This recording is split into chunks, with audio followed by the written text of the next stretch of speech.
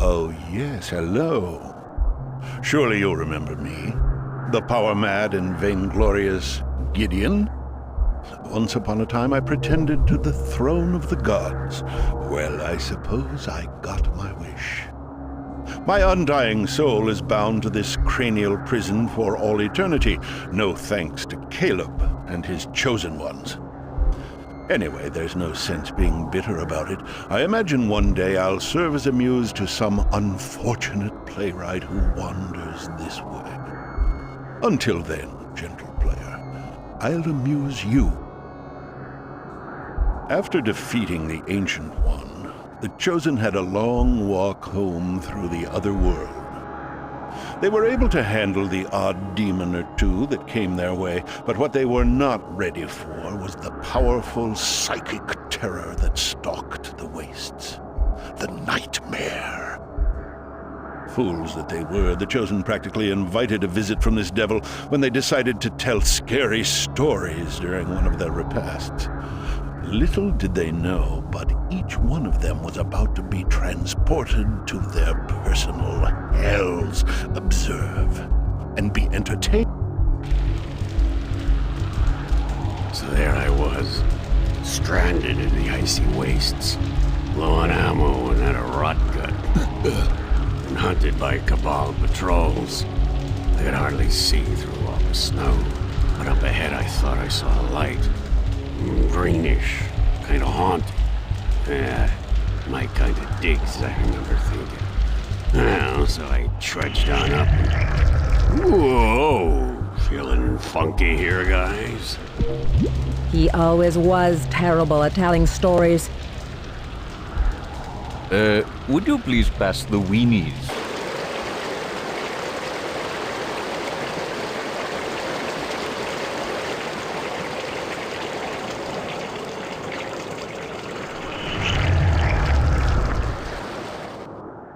What in the hell?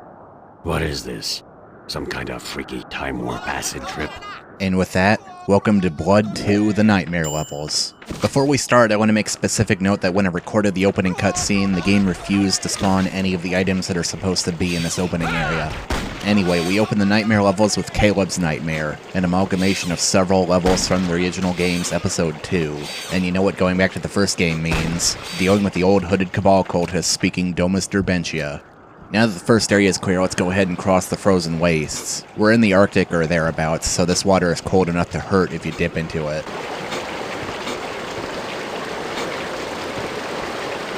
Another bonus to fighting the old cultists again, they drop sawed-off shotguns. It's both a blessing and a curse, since they still hurt in the enemy's hands, but the pros far outweigh the cons. For instance, when everyone drops a shotgun, what do you think that means for Caleb? He gets to double his gun for double the fun. Oh, so cold. And unlike the base game, where I never found any ammo for these things between the second level of Chapter 3 and the start of Chapter 4, shotgun shells really are going to be everywhere this time. The opening area of the level is more of just being in the style of the original game's second episode. This hedge maze, however, is much closer to straight up recreating parts of the level from the first game. A hedge maze. How delightful. There's cultists everywhere and every one of them drops a shotgun, so no need to be stingy with the shells this time. I wish you wouldn't do that. You get buckshot. You get buckshot. He wants to play with me. Everybody gets buckshot.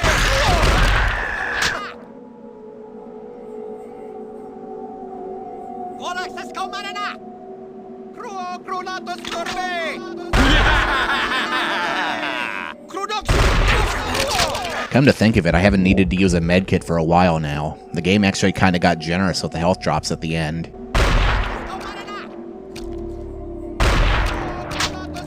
Ooh, assault rifle already.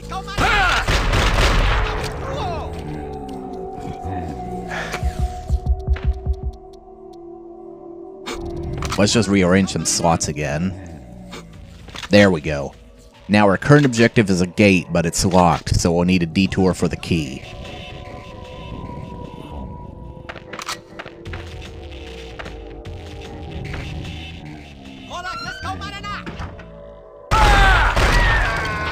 Nice to get out of the cold, sort of. This is gonna be a pretty short detour, fortunately.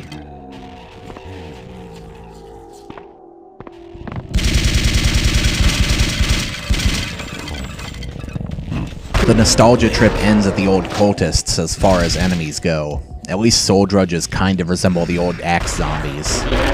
Interestingly, according to the wiki, only one of the new enemy types we'll see across this expansion is actually sort of new. The rest were all in the code for the original game, but only used in a test map. And even that new enemy isn't all that new either, but we'll get to that later.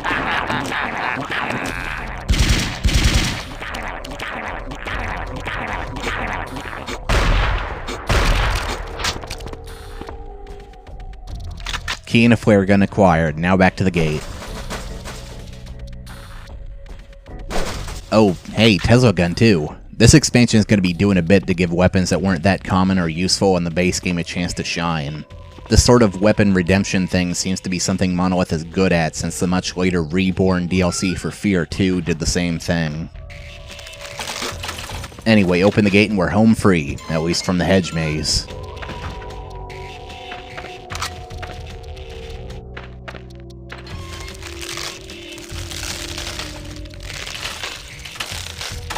Whoever cultivated these hedges obviously knows something I don't.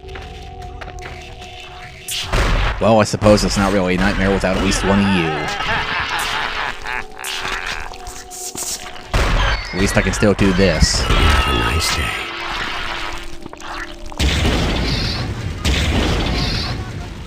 Oh, poor guy.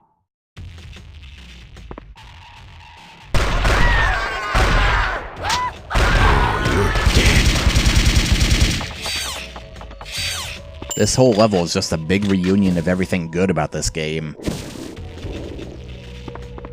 Not even one full level since we last saw the anger, and now we get to tear through some drudge wards with it.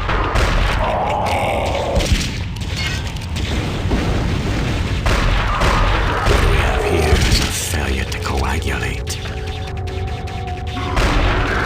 Another day, another corpse. It's a good way to get yourself killed. I still remember a time when half as many drudge lords was excessively cruel and difficult. You can definitely tell Monolith learned their lessons from the base game. Well, that, or I'm just really good at this game now, but I doubt that.